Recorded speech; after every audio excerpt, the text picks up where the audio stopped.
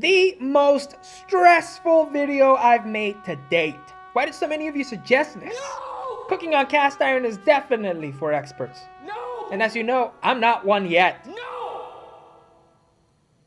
No! I thank you so much for the support you showed me in the last video. But man, do I wish I hadn't seen these comments. No! Step 1. I'm scared half to death.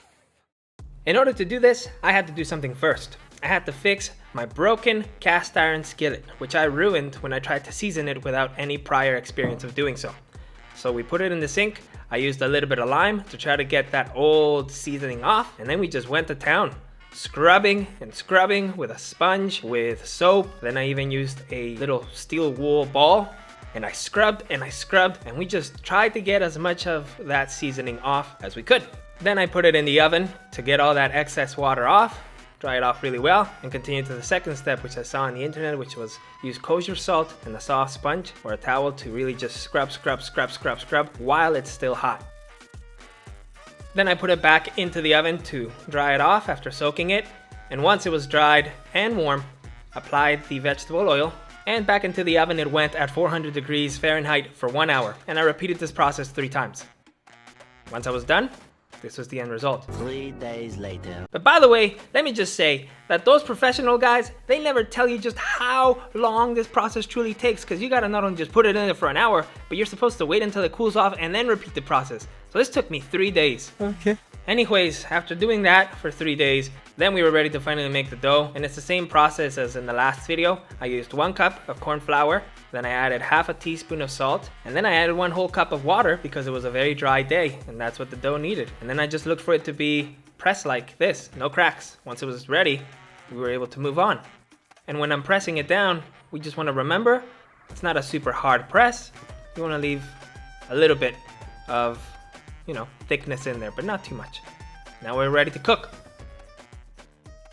This is definitely one of the most expensive videos I have done to date because I had to get myself a gas stove. So I got myself the gas one. I have a link to it in the description below, but I saw that this would be the one to best fit my future needs of cooking.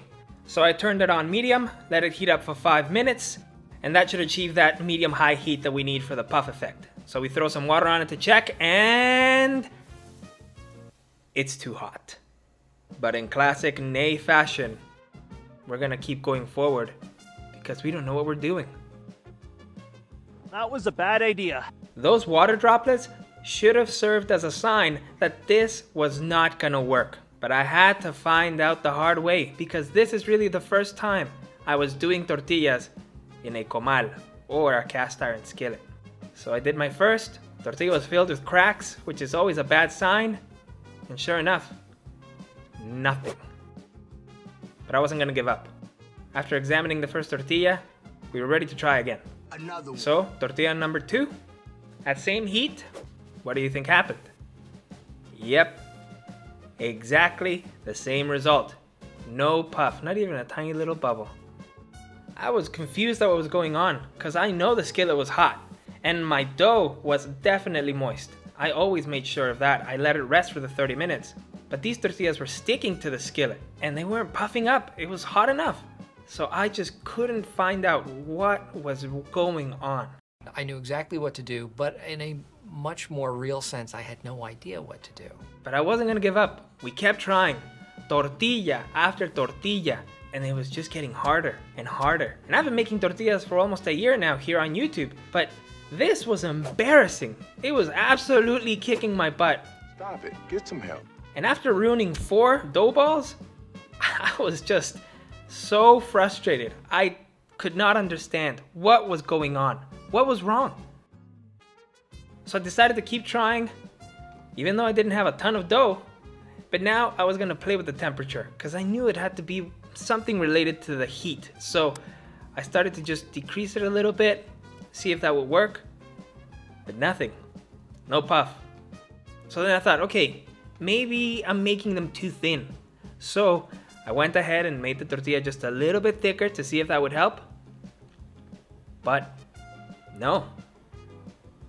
Not playing with the temperature or playing with the thickness of the tortilla was making us have that beautiful puff that we see on all these professional YouTube channels. So what was going on? With every tortilla that I placed on there, I was just getting so frustrated. To the point that I thought, you know what? I can't do this. Like, this is ridiculous. So after nearly an hour of trying to make tortillas and playing around with the stove, I thought, no, this is not the way to make tortillas. So I went ahead and got myself a tool that I know even less about, a carbon steel wok, which I had just ruined recently. And yep, it was too hot. So as you can imagine, even on the carbon steel wok, trying to make these tortillas, none of them ended well. Tortilla after tortilla, they were sticking to the pan, they were burning, they were cooking way too fast, faster than it could create that boiling effect, and it was just a nightmare. I went through a whole cup of masa and achieved absolutely nothing. To say that I was crushed is an understatement. I could not figure out what was going on. Do you know what I was doing wrong? If you know, put it in the comments below and let's see if you're right. By this point, I had to just quit. I was done. But just before I packed my things up, I said, okay, was it my dough? So I got out my stainless steel non-stick pan from IKEA, which I love for making tortillas and making them puff. I heated it up to medium. You can see that it's smoking, but the water is dancing like it should. So I said, if it works here, then it wasn't my dough. And sure enough, voila. First try, beautiful puff. But we had to make sure, was this a fluke? So we would try one more time. And sure enough, it too puffed. So it was not my dough. My dough was moist enough. It was something to do with the skillet. And I would have to find out tomorrow, because I was just way too tired by this point, way too stressed out, and I had a bunch of tortillas that I had to eat. Now it is important to remember that if this happens to you, don't throw away the tortillas. They're still good. When you're finished cooking and you place them in a little receptacle like this, or something that has a lid, or even inside of a towel, they will continue to cook and they will soften up just like these did. So it wasn't a complete failure when it comes to making tortillas. And personally, the taste was incredible. Those little charred pieces in the tortilla taste incredible. But we're here to get a consistent puff. And for a whole day and nearly an hour and a half, a whole cup of masa, and a lot of tinkering around, we decided we would go back to our desk, study what happened, and come back to this challenge tomorrow. 24 hours later. I was not going to make the same mistake I made yesterday. This stove obviously gets way too hot at the medium setting. So I played around with it and saw what was the lowest I could get it to, and that's the setting I placed it at to begin making my tortillas. So I let my pan heat up in this medium-low setting and came back to it. Additionally, we boiled some water, because many of you in the comments mentioned that you boil your water and that's what you use to mix your dough. So we did that for this day, thinking maybe that's the secret to making tortillas on a cast iron skillet. So I went ahead and used the same measurements: 1 cup of flour, half a teaspoon of salt, and nearly a cup and a half of boiling water, because for some reason just the dough was not getting moist enough. So I began mixing it with a stick, but then I did use my hands, and man does it hurt. So I don't know how you abuelas do it. It is a whole other next level. But once we've done that, we let it rest for 30 minutes as we should, and got ready to cook. Oh yeah, that's the sound and look of near perfection. Now here's something interesting about using boiling water to make your masa. The dough is very rubbery once you've let it rest for those 30 minutes to an hour. But does it really affect the end result? It doesn't. I'll explain later. But this first tortilla really brought me down, because it didn't puff. So I thought, oh, here we go again. But I raised the temperature just a little bit more and went ahead and placed my second tortilla. I let it sit there for 25 seconds and flipped it, and then I let this First flip cooked for 45 seconds. And when I saw those cracks, oh man, I thought that's it. It's not gonna puff. But it did. It puffed. And it puffed. We had done it. This was the first flip on camera that we had achieved. So I was so pumped. I thought, okay, this is gonna work. This is gonna work. We can do this. So we grabbed our second tortilla and put that puppy on the skillet. Left it on for 25 seconds, flipped it, let that side cook all the way until I saw a little ring show there in the middle, and then flipped it. And yes, we got a beautiful super puff. I was so excited, guys. So excited. I was just wanting to scream and jump of joy, but I can't because I live in an apartment building. But we had done it. We had figured out the formula to making puffy, consistent tortillas. And we could say this with confidence because this third and last tortilla was no different. I'll let this last clip run through at normal speed just so that you can see all the little small changes that happen and hopefully replicate that at home. But here's what we can take away from this whole video in a small little summary. You need a moist dough, that's the most important thing, and it really doesn't matter if it's hot water or boiling water, both work. And I know that because the day before, I actually did achieve 3 tortillas that puffed in my comal with the dough that I was using.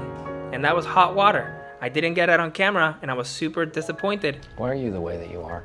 But that's what taught me that, hey, I was using too much heat on the comal, which is the second point that we need to remember. Your skillet must have a high enough temperature that it will cause the boiling effect. So whichever surface you use, it should be able to reach a 200 degrees Celsius, 400 degrees Fahrenheit temperature and stay around there evenly. And third, it really doesn't matter what surface or element you use. Just play around with what you have, and if it can reach this temperature, you're set to go. And remember to celebrate, because this is a huge achievement what you've just done. Most abuelas would go, wow, mijo.